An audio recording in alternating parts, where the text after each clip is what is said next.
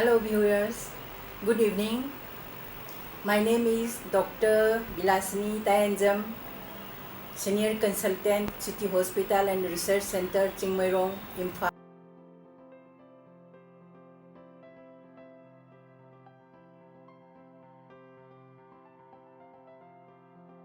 Manipur.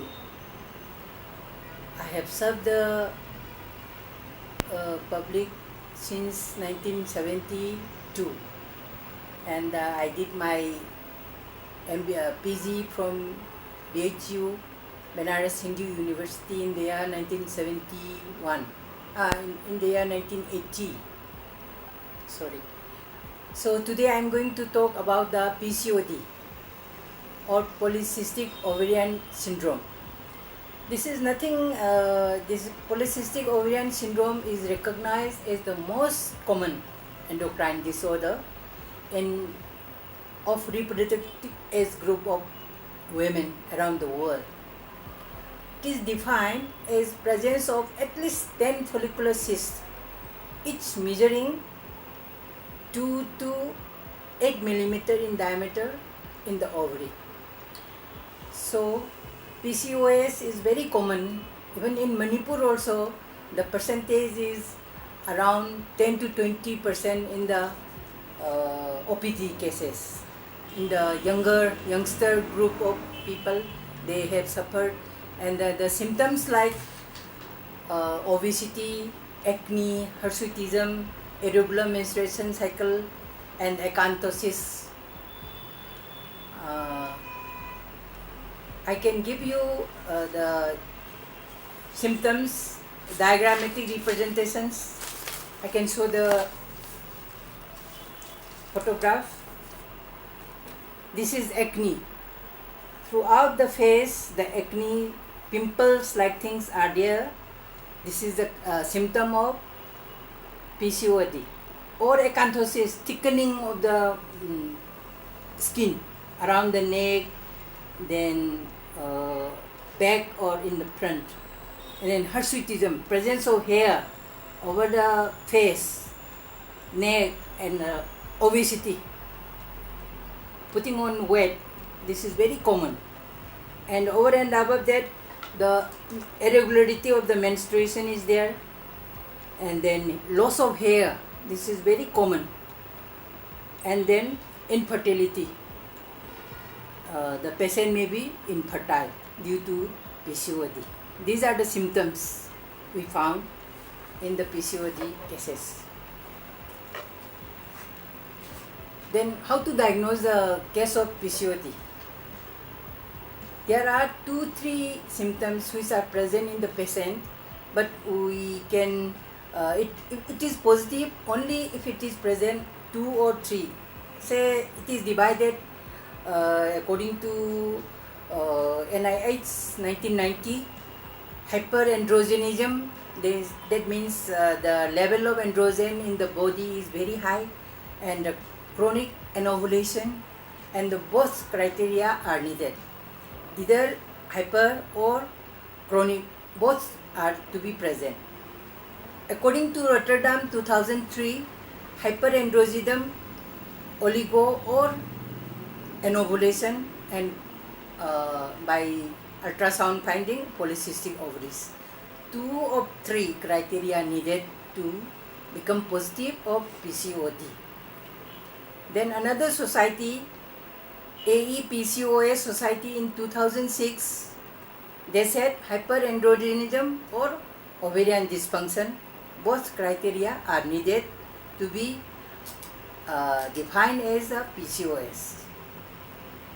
Okay, now after diagnosing the disease PCOD, we have to find out other criteria. Oligoanovulation or anovulation means the irregularity, the patient may be ovular, anovular, or very oligo means the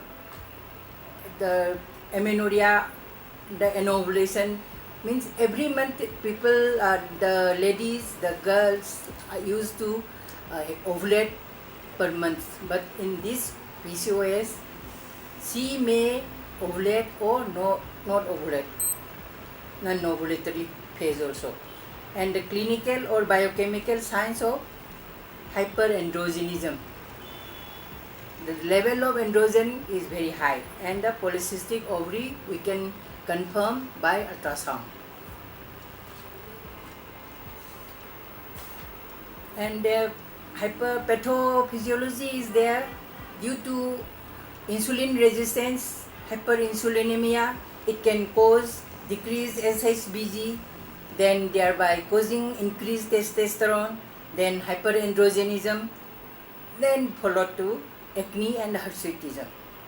Or due to hormonal imbalance, menstrual irregularities are there, oligo or anovulation is present in the PCOD girls, patients.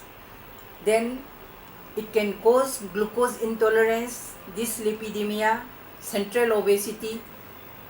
In PCOD, the obesity is due to glucose intolerance and the increased metabolic syndrome. This is the pathophysiology of the PCOD.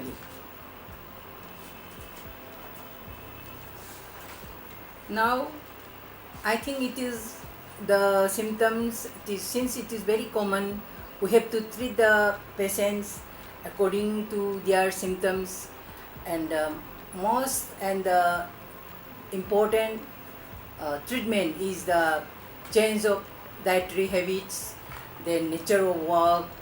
Usually patient will come, they will present as obese girl of age say 17, 18, 19 up to 20, unmarried. She may be married or unmarried, and with the complaints of irregular mens, no menstruation at all, and then she puts on weight since the last 5 months, 6 months, or she is having so much acne and hair on her face like that.